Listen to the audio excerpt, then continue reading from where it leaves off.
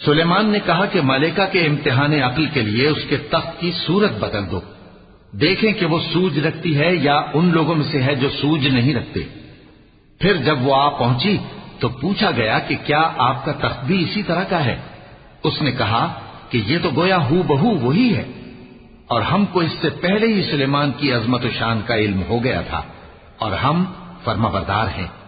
اور وہ جو اللہ کے سوا دوسروں کی پرستش کرتی تھی، سلیمان نے اس کو اس سے منع کیا کہ وہ کافروں میں سے تھی۔